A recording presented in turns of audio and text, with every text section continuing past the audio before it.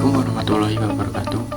Perkenalkan, nama saya Yoga Fitra Ramadan dengan NPM E1J024049. Di sini saya akan mempresentasikan proyek metode morfologi tentang kedelai dengan spesies Glycine max dan famili Fabaceae dengan dosen pengampu Ibu Dr. Insinyur Uswatun Nurjana MP, Prodi Agroekoteknologi Fakultas Pertanian Universitas Bengkulu. Yang pertama, morfologi akar. Akar tanaman kedelai terdiri atas akar tunggang, akar lateral, dan akar serabut. Pada tanah yang gembur, akar ini dapat menembus tanah sampai kedalaman 1,5 meter. Pada akar lateral, terdapat bintil-bintil akar yang merupakan kumpulan bakteri Rhizobium pengikat nitrogen dari udara. Bagian-bagian akar kedelai yaitu leher akar, batang akar, cabang akar, serabut akar, rambut akar, ujung akar, dan duduk akar. Yang kedua, morfologi batang.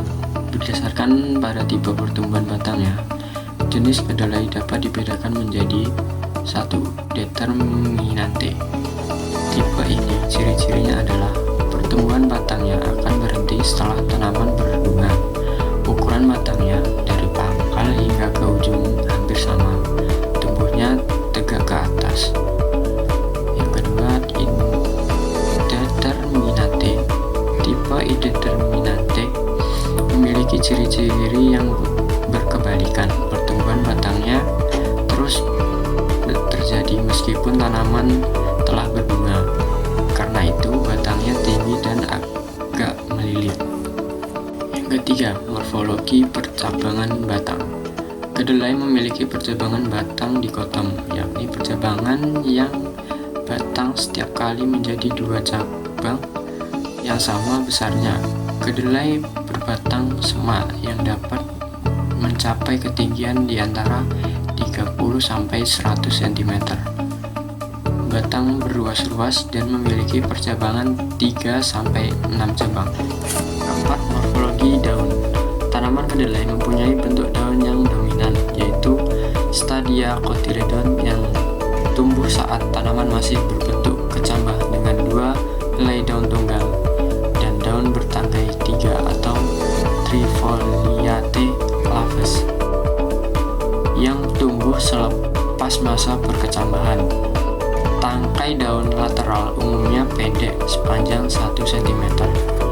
Terdapat 5 macam bentuk daun tanaman kedelai, yaitu lancip, bulat, lonjong lancip, dan daun berempat.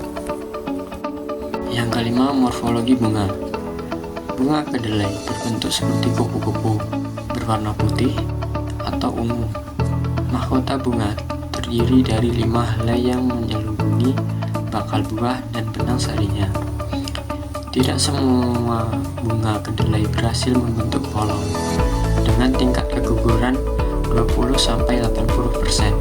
Kerontokan bunga kedelai dapat dikategorikan wajar apabila terjadi pada kisaran 20-40%. Bunga kedelai termasuk bunga sempurna, yang artinya dalam setiap bunga terdapat alat kelamin jantan dan alat kelamin betina.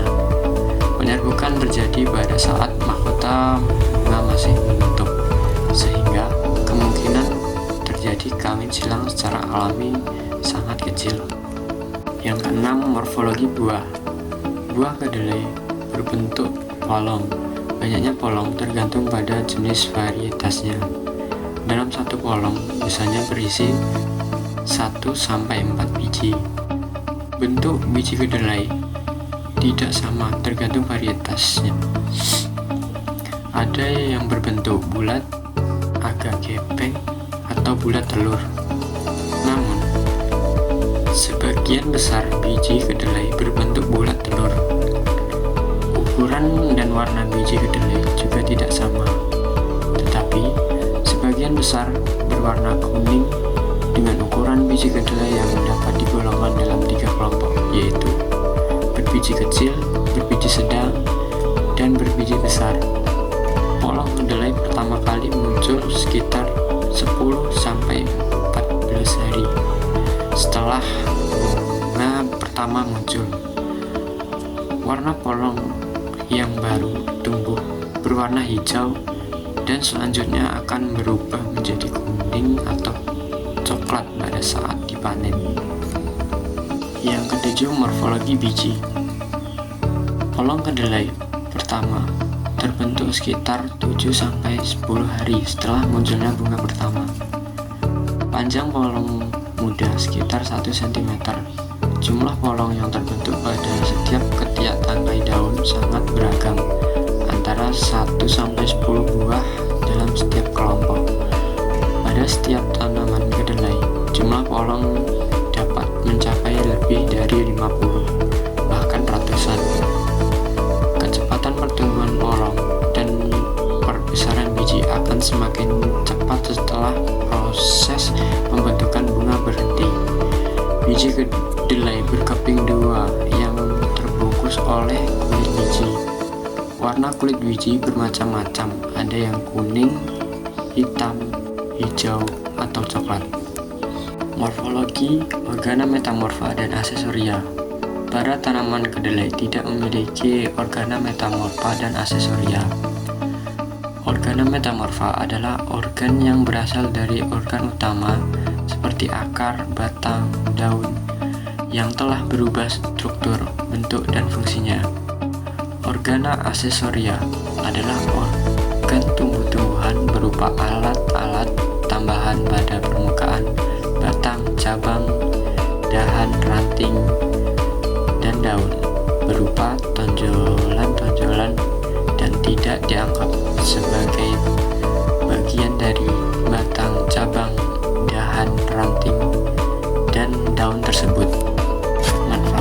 Manfaat kedelai untuk kesehatan: menjaga kesehatan jantung, menjaga kesehatan tulang, menjaga kesehatan pencernaan, menurunkan risiko kanker, menurunkan kolesterol.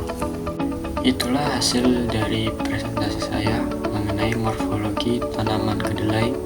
Apabila ada kesalahan, saya mohon maaf. Saya akhiri. Wassalamualaikum warahmatullahi wabarakatuh.